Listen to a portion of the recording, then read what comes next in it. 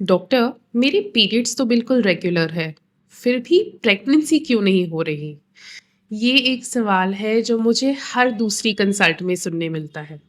And honestly ये सबसे ज़्यादा कंफ्यूजिंग और इमोशनली एग्जॉस्टिंग सिचुएशन होती है। बिकॉज़ जब सब कुछ नॉर्मल दिख रहा है, पीरियड्स रेगुलर है, रिपोर्ट्स भी सारे अच्छे हैं, फिर भी हर महीना नेगेटिव टेस्ट आता है। तो लोग कहते हैं टेंशन मत लीजिए, सब नॉर्मल है। बट आपका दिल जानता है कि कुछ ना कुछ तो ज़रूर मिसिंग है। इस वीडियो में मैं आपको एक्सप्लेन करूंगी कि इसका रियल रीज़न क्या हो सकता है, कौन से टेस्ट आपको करने की ज़रूरत है और आप क्या स्टेप्स ले सकते हैं जिससे नेचुरली आप कंसीव कर सकें। हाय, आई एम डॉक्टर ज़ेनब ताजिर। मैं एक फर्टिलिटी फोकस्ड होम्योपैथी डॉक्टर हूँ और एक हार्मोन हेल्थ एडुकेटर हूँ। और आज मैं आपके साथ ऐसी ही एक पेशेंट की कहानी शेयर करना चाहती हूँ। उसका नाम था रीना। रीना की पीरियड्स हर 28 दिन में टाइम पर आते थे। ना पीसीओएस था, ना थायराइड था और सारे ही रिपोर्ट्स नॉर्मल थे। ऑलमोस्ट 4 साल तक प्रेगनेंसी नहीं हुई। जब उन्होंने मुझे कंसल्ट किया तो हमने सारे इन डेप्थ हिस्ट्री ली। हमने कुछ स्पेसिफिक टेस्ट करवाए जिसमें हमें समझ आया कि भाई रेगुलर पीरियड होने का मतलब ओव्यूलेशन हो रहा है, इसकी कोई गारंटी नहीं होती। तो आए ये सबसे बड़ी मिथ हम आज तोड़ते हैं कि अगर पीरियड रेगुलर है तो क्या ओव्यूलेशन भी हो ही रहा है। बट रेगुलर ब्लीडिंग का मतलब ये नहीं होता कि आपकी ओव्यूलेशन हेल्दी है। तो ये 3 छुपी प्रॉब्लम्स हो सकती है अगर पीरियड रेगुलर होने के बावजूद आप कंसीव नहीं कर रहे। पहला है एनओव्यूलेटरी साइकिल्स, यानी साइकिल्स में ओव्यूलेशन ना होना। आपके पीरियड्स आ रहे हैं लेकिन ओव्यूलेशन नहीं हो रहा। ये पीसीओएस, स्ट्रेस, ज़्यादा वजन के इम्बैलेंस की वजह से या हार्मोनल इश्यूज के कारण होता है। दूसरा है luteal phase defect. Luteal phase यानी आपकी ओव्यूलेशन से लेकर आपके पीरियड के दरमियान का पीरियड।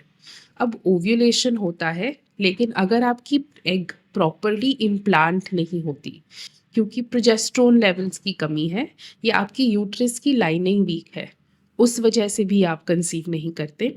और तीसरा बहुत ही कॉमन रीज़न है कि आपकी एग की क्वालिटी अच्छी नहीं है।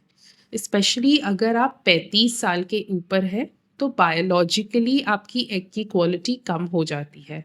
तो उस वजह से रेगुलर पीरियड होने के बावजूद आप कंसीव नहीं करते, बिकॉज़ ये एग फर्टिलाइज नहीं हो पाता, इम्प्लांट नहीं हो पाता एंड कभी-कभी तो अर्ली मिसकैरेज हो जाते हैं। तो इस केस में आपको कौन से टेस्ट करवाने चाहिए? तो अगर आपकी सारी बेसिक रिपोर्ट्स नॉर्मल है तो आप ये 5 टेस्ट करवाएँ जिससे आपको और डिटेल्स मिलेंगी। पहला है अपनी ओव्यूलेशन को ट्रैक करना। तो इसके लिए आप फॉलिक्यूलर मॉनिटरिंग करवा सकते हैं जिसमें वो चेक करते हैं कि आपके अंडे सही बढ़ रहे हैं या नहीं और आपकी यूट्रस की लाइनिंग सही है या नहीं। और ये स्कैन्स के थ्रू हमें ये भी पता चलता है कि आपका अंडा रप्चर हो रहा है या नहीं। दूसरा है कि प्रोजेस्टेरोन टेस्ट करवाना। प्रोजेस्टेरोन की टेस्ट पीरियड के 21वें दिन करवानी है अगर आपकी पीरियड रेगुलर है तो। और अगर इर्रेगुलर है तो ओव्यूलेशन महसूस होने के 7 दिन बाद करवानी है। तो उससे पता चलता है कि प्रोजेस्टेरोन सपोर्ट मिल रहा है या नहीं। तीसरा है एएमएच। एएमएच से पता चलता है कि आपकी एग की रिजर्व कितनी अच्छी है। चौथा है कि अपनी हस्बैंड की सीमेन एनालिसिस करवाना, बिकॉज़ अगर कंसेप्शन की बात हो रही है तो आधा हिस्सा तो मर्दों का भी होता है। तो उनकी तरफ भी सब सही है या नहीं ये जानना बहुत ज़रूरी है। और आखिरी है थायराइड और प्रोलैक्टिन करवाना, बिकॉज़ अगर थायराइड बॉर्डर लाइन है या प्रोलैक्टिन की लेवल बढ़ी हुई है तो भी आपको फर्टिलिटी में इश्यू आ सकता है। तो नेक्स्ट आप क्या करें? अगर आपको ये प्रॉब्लम है और पीरियड्स रेगुलर है बट प्रेगनेंसी नहीं हो रही, तो ये 3 स्टेप्स आपको फॉलो करने हैं। पहला है कि अपनी ओव्यूलेशन अच्छे से ट्रैक करो, या तो फॉलिक्यूलर मॉनिटरिंग कराओ या अपनी सर्वाइकल म्यूकस यानी डिस्चार्ज को ट्रैक करो या फिर आप ब्लड टेस्ट करवाओ। बट पता करो कि एग्जैक्टली ओव्यूलेशन हो रहा है या नहीं। दूसरा कि अपनी साइकिल्स की फेजेस को समझकर अच्छे से खाओ-पियो। अगर फॉलिक्यूलर फेज़ यानी पीरियड ख़त्म होने के टाइम पर प्रोटीन वाला खाना लेना है, एंटी इन्फ्लेमेटरी खाना लेना है और ओव्यूलेशन होने के बाद अपनी प्रोजेस्टेरोन सपोर्ट करने के लिए पम्पकिन सीड्स, सोक्ड रेज़िन्स, सेसमे और सनफ्लावर सीड्स ये सब आपको लेना है। और मेक श्योर कि आप अपनी ओवरऑल हेल्थ का ख़्याल रखें।